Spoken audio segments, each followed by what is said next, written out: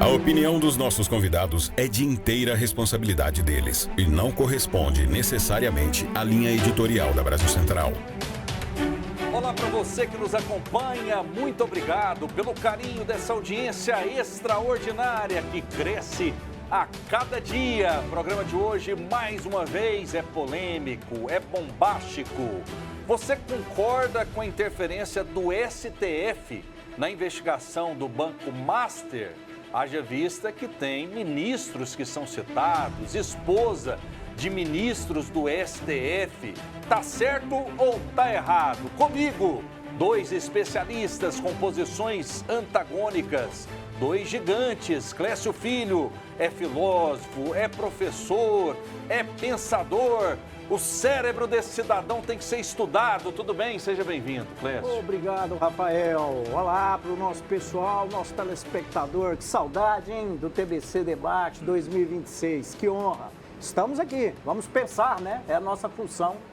O senhor geralmente vem com a camisa da seleção brasileira. Desistiu? Deixou de ser patriota? Não, de forma alguma. Eu tô com a camisa preta aqui, porque daqui pra frente, eu vou até usar um termo pesado. Daqui pra frente eu tô de luto com relação ao Brasil. O Brasil tem que estar de luto, porque tá uma porcaria, tá? Depois eu vou usar um termo um pouco mais complicadinho, mas vamos pra frente. Vamos lá, conosco, ele que é professor renomado, é advogado, é o professor Júlio Anderson. Seja bem-vindo, tudo bem, professor? Obrigado, Rafael, obrigado à TBC, obrigado aos telespectadores, cumprimentar o querido professor Clécio Filho, que esse ano seja um ano de proveito para todos nós, goianienses, goianos e brasileiros. Vamos conhecer um pouco mais a respeito dessas investigações do Banco Master, STF, envolvido. Ministros têm a relação direta, têm interesse no Banco Master, têm interesse nessas investigações. São os lobos vigiando o galinheiro. Vamos acompanhar. O caso do Banco Master teve início quando autoridades financeiras e a Polícia Federal começaram a investigar sinais de fraudes e operações suspeitas no banco, incluindo emissão de créditos e carteiras que não existiam. Investigações apontam que o Banco Master teria vendido cerca de 12,2 bilhões em carteiras de crédito falsas ao Banco de Brasília e que parte do dinheiro foi usada em empréstimos fictícios por empresas de fachada, configurando o possível esquema de fraude.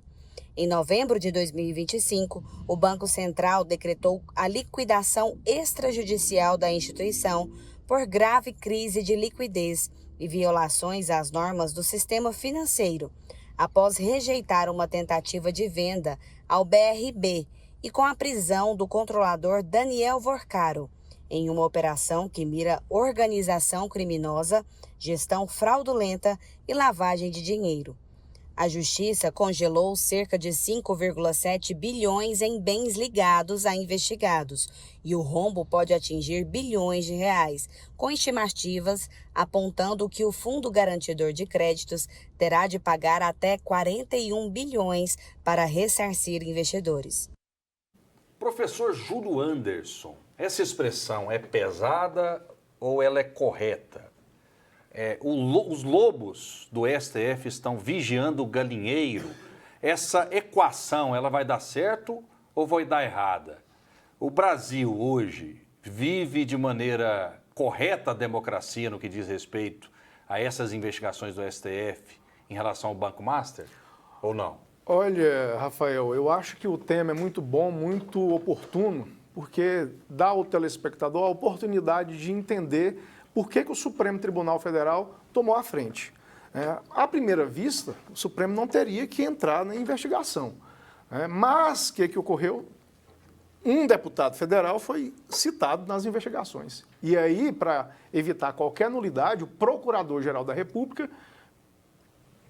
instou o Supremo Tribunal Federal para evitar nulidades eventuais nas investigações. Então, como existe um deputado federal que não se sabe quem é, e por conta dos sigilos das investigações, porque tem que ter sigilo mesmo nessa fase. Tem que ter sigilo quando interessa ao STF, quando interessa a Justiça. Mas porque senão... Se não tiver interesse, professor, na realidade, desculpa, porque a gente está aqui num bate-papo, num debate ao mesmo tempo. Se não tiver interesse, ou se tiver interesse, vaza na hora. O Jornal Nacional vai lá, sim, não, inclusive, e vaza tudo. Inclusive, o próprio ministro Dias Toffoli, ele levantou o sigilo de algumas decisões já tomadas para evitar a frustração da investigação criminal. É necessário, em determinada fase da investigação criminal. Isso em qualquer processo, não é só em relação ao Banco Master.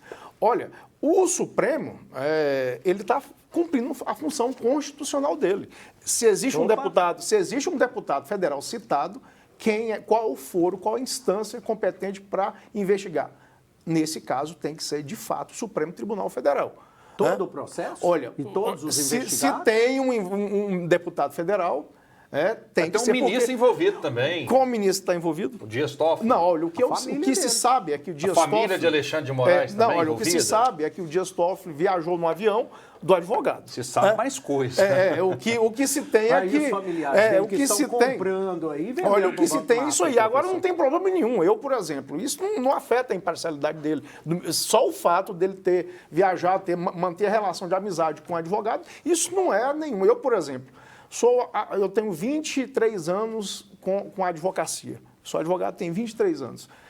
Sou amigo de muitos embargadores, tem alguns, inclusive, que são meus colegas, professores na PUC, na UFG. Tenho relação de amizade e isso nunca impediu deles proferirem decisões contrárias aos meus clientes. Já ocorreram.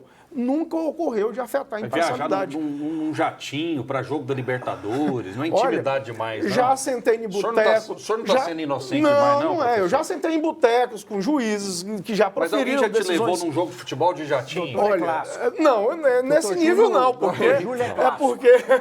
Nesse nível não. Eu só acho que isso não afeta a imparcialidade.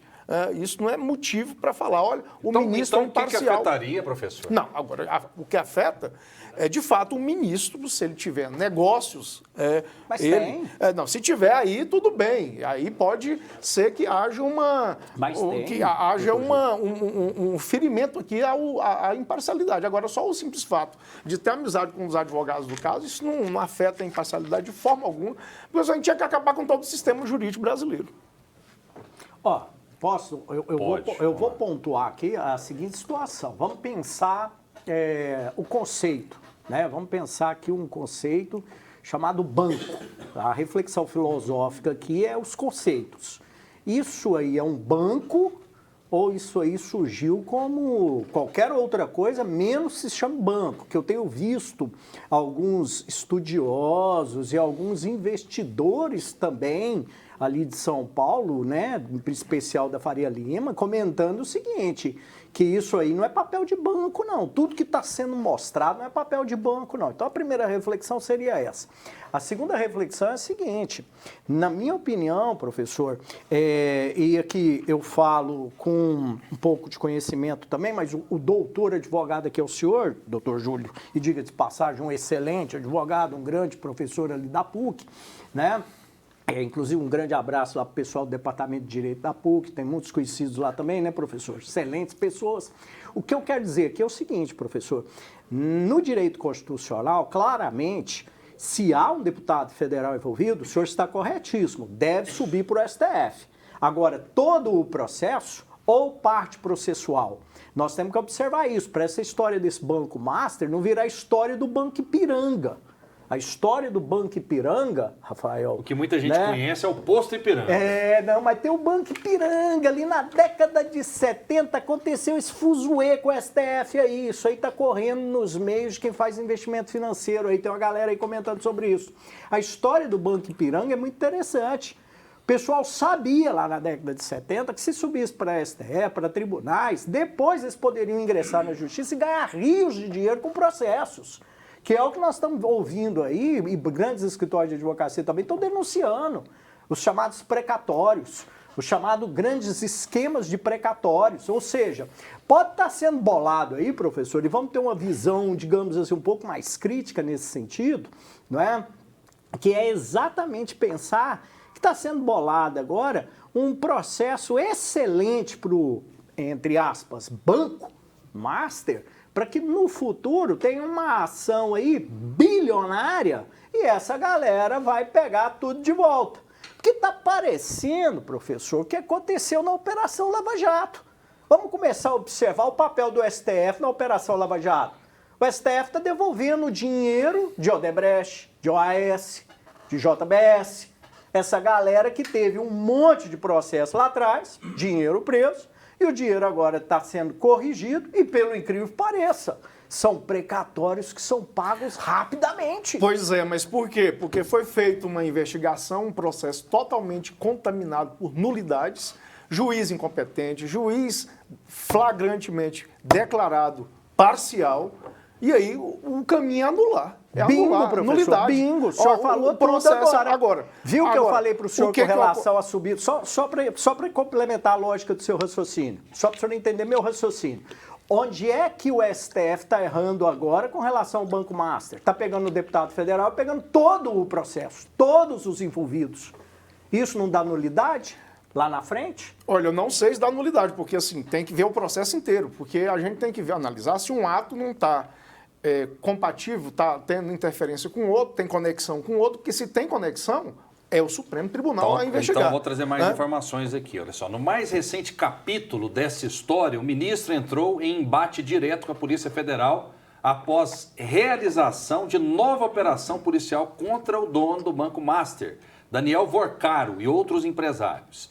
Na ocasião, ele determinou que todo o material apreendido ficasse retido e lacrado no STF, ao invés de ser enviado diretamente para análise dos investigadores da Polícia Federal, como é comum nessas operações, segundo fontes ouvidas na Polícia Federal e na Procuradoria-Geral da República. O que está aparecendo no Brasil é que tem corrupção master, tem jatinho master e tem pizza master também, é isso?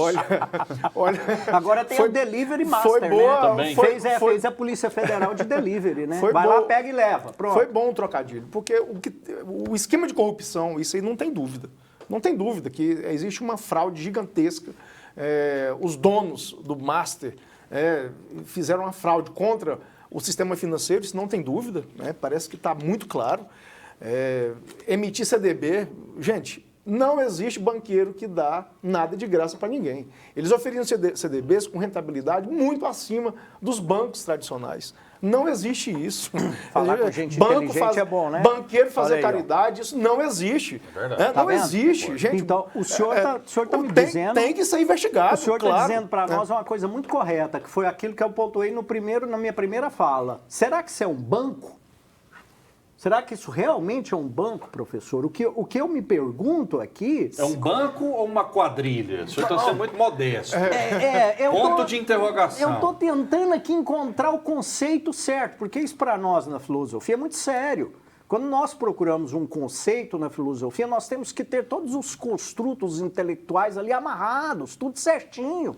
Não é? Para ter toda uma fundamentação teórica, metodológica e tudo mais. Isso é coisa de pesquisador. A gente precisa chegar a um conceito de forma muito responsável. Mas o que eu estou querendo questionar aqui, claramente, é o seguinte: isso é banco?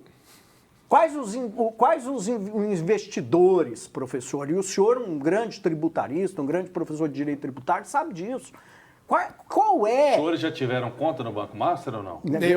Eu tenho ações, muitas ações. Que existia. Eu tenho ações contra o Banco Master porque eu tenho vários consumidores que são meus clientes no escritório.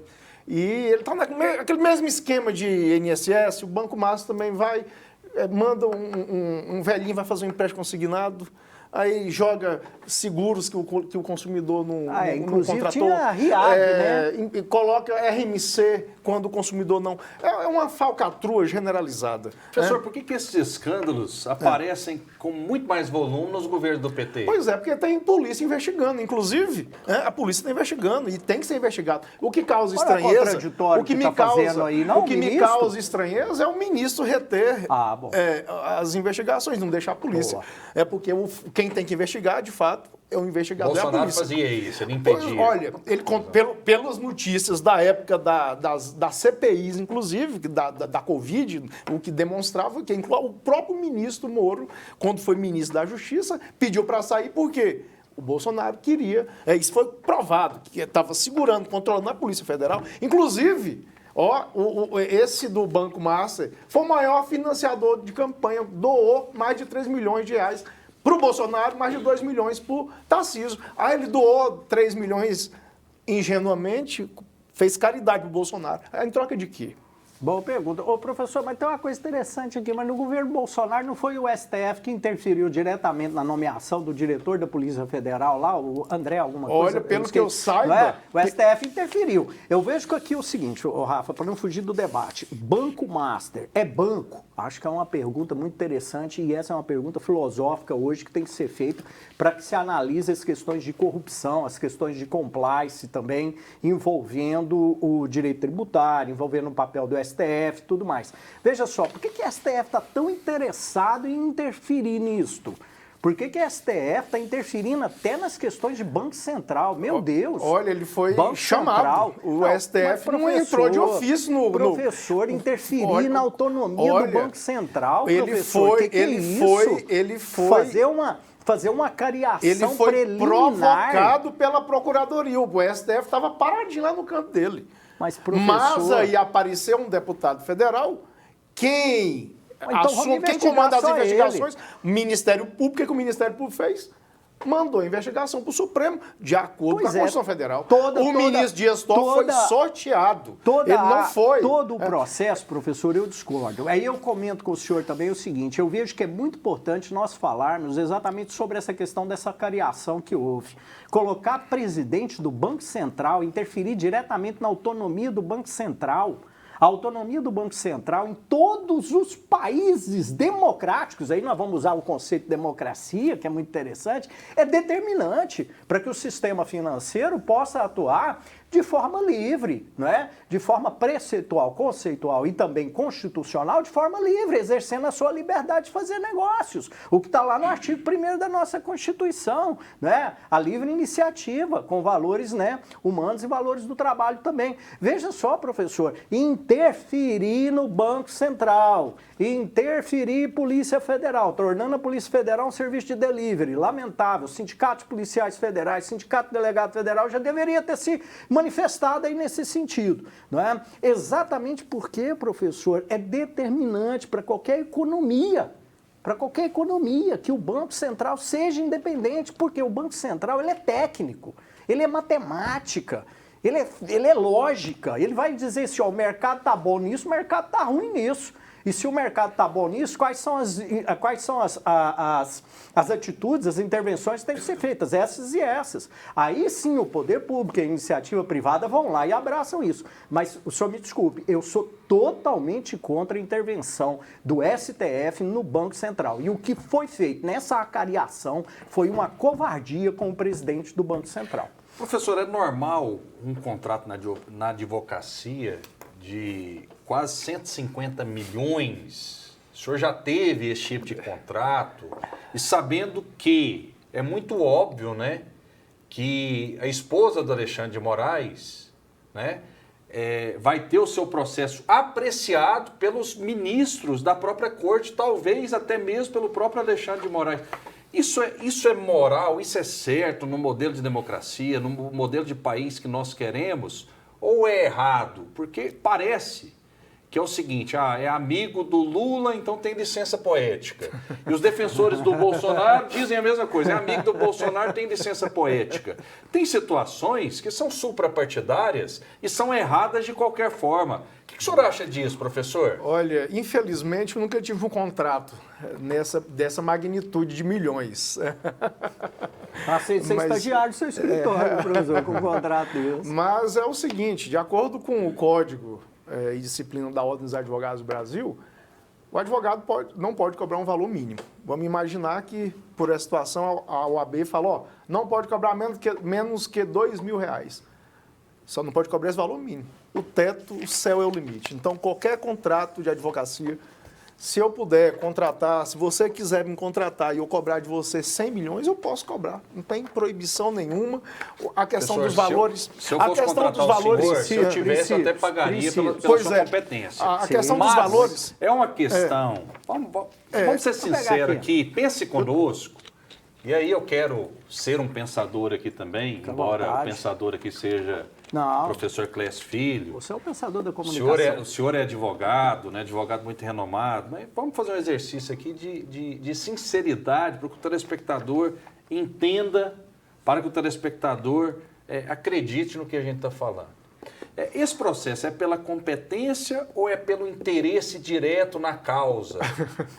Olha, o Rafael e professor Clécio, os grandes escritórios do Brasil, né, eles cobram valores, magnitudes assim absurdas, né? São contratos de milhões. Principalmente quando o dinheiro é do povo, né? Aqui em Goiás, inclusive, né? tem grandes escritórios, né, famosos, que já foram parar na imprensa porque cobraram mais de 10 milhões. Né? Isso não existe, é absolutamente legal, está absolutamente dentro do Código de Ética e Disciplina da OAB. É moral? Agora, do ponto de vista moral, que inclusive, do meu ponto de vista, a moralidade está acima da legalidade. Ela está acima. Perfeito. Não concordo, por exemplo, não acho que seja moral. Gostei. Chegar ao Supremo Tribunal Federal é um caso em que um advogado seja esposo, filho, parente de um dos ministros e esse ministro julgar. Eu entendo que está acima da legalidade. É uma aberração Eu isso. entendo que isso é imoral. Por isso que o Código de Processo Civil, que é quem regula a questão da parcialidade do magistrado, vai trazer causas de impedimento e de suspeição. O senhor imagina um coletor de lixo. Os senhores imaginam, por exemplo, o cara levanta, às vezes, 5 horas da manhã, ou trabalha a madrugada toda, né?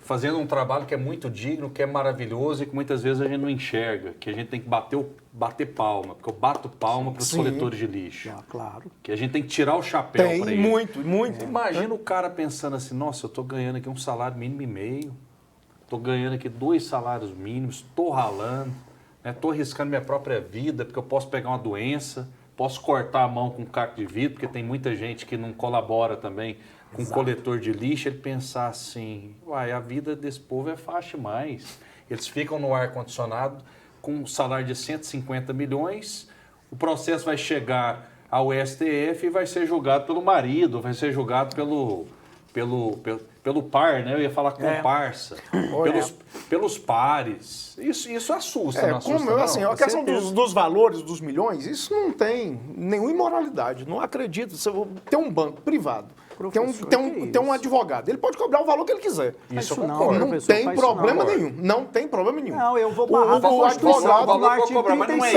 Agora, isso não tem. Isso não ofende a da Alexandre Constituição. de Moraes não foi contratada pela cor dos olhos dela. Eu vou ter que falar aqui. Desculpa, mas eu vou ter que falar. O que é imoral é o ministro, o juiz julgar.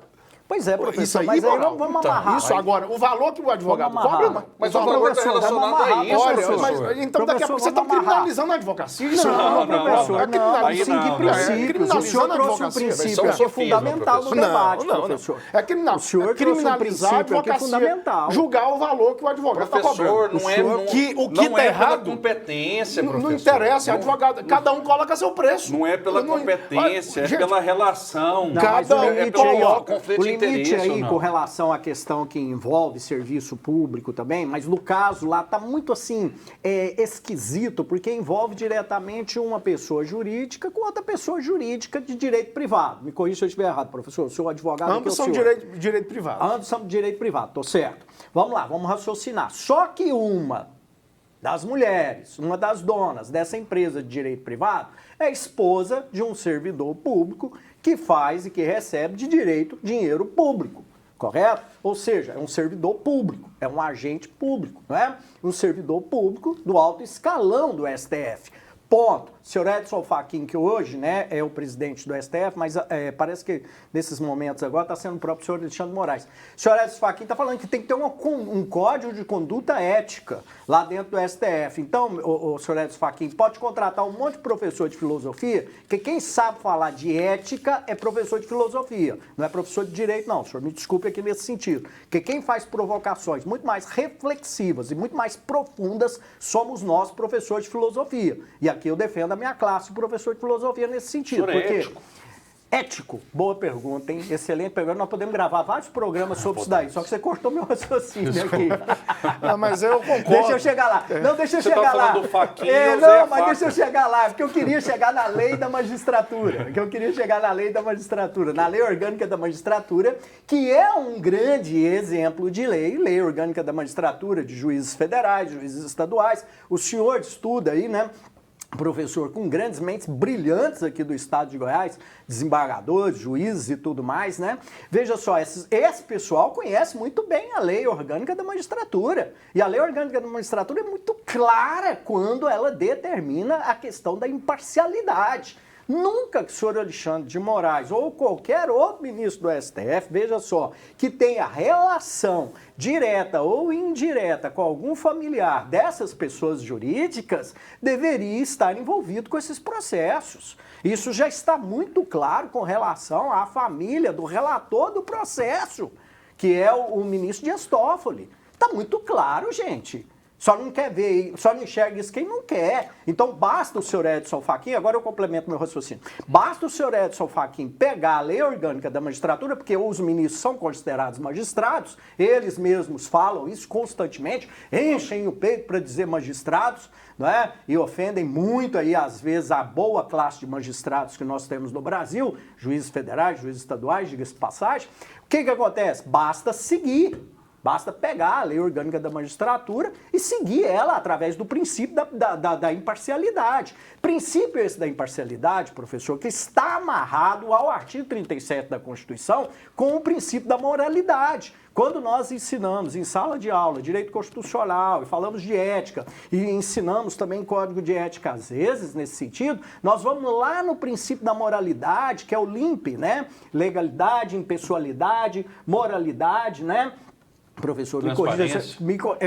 No caso aí é o eficiência, não é? Porque o P é de publicidade e o E é de eficiência, correto? Então nós estamos falando de moralidade. Nós estamos falando, professor, de um princípio fundamental que está no artigo 37 da Constituição. Se eu puder falar um pouquinho? Pois Desculpa. Concordo. Para o Clécio um pouquinho aqui, professor Clécio. Pode, pois não. Concordo plenamente com o professor Clécio que a moralidade, a ética é do campo da filosofia, de fato. Obrigado. E é o que eu falo.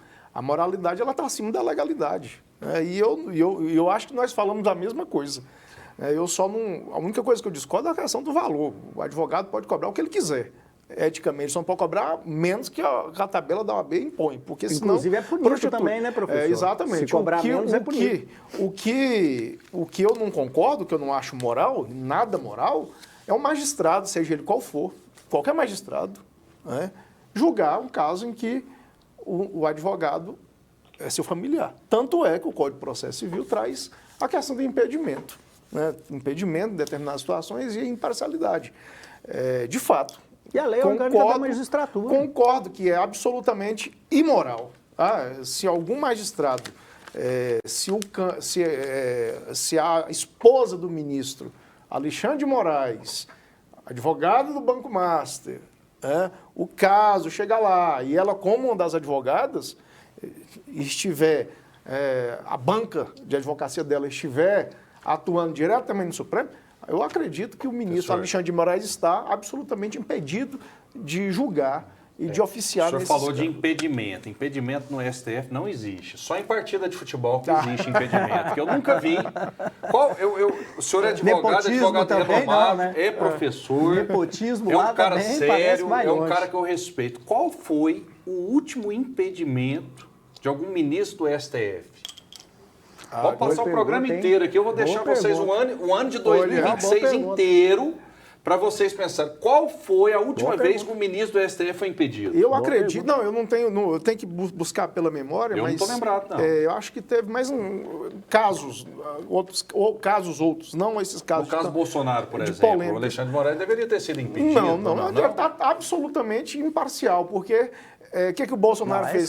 Criou uma situação de conflito para gerar. Porque agora, olha só, se o juiz que vai me julgar, eu começar a xingar o juiz para criar imparcialidade, vai virar moda. O juiz vai julgar ninguém mais. Mas o senhor viu o que ele fez? O senhor viu o que ele fez lá na USP agora, quando ele se tornou padrinho lá da USP? Só para eu concluir, professor, vai virar moda. Agora, se cada réu começar a criar embate com o juiz para puxar imparcialidade, não vai ter juiz imparcial nesse país. Ok. Mas deixa eu fazer um argumento infantil aqui com o senhor. O negócio é o seguinte, não é quem é que começou a briga. Quem é que começou a briga? Essa turma da esquerda que está aí, que ideologicamente é alinhado. Esse é um claramente. tema para um próximo programa. Olha, quem indicou Alexandre de Moraes foi o Michel Temer, em razão do golpe dado contra Dilma.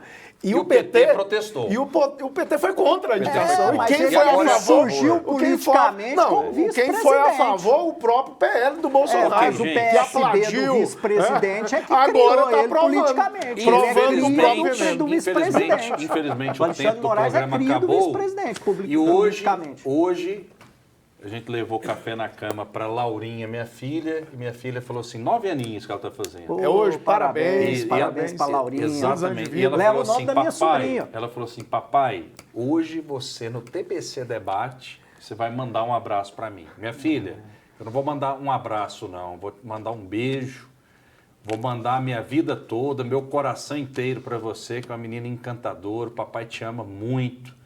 Você tem uma personalidade muito legal, você é uma menina extraordinária, você é uma princesa, te amo muito. Todos os TBCs debates da minha vida são para você. Todos os meus abraços e todos os meus beijos. Fica com Deus e até a próxima. Que bonito, hein, lindo, Rafael? Hein, cara? Tá vendo? Cara, Parabéns, Laura. É um poeta, mas fala que não é filósofo. Vamos embora então, vamos embora nesse clima mais leve. Laurinha, um beijo, Laurinha. Te amo. Parabéns, Laura. Muitas felicidades.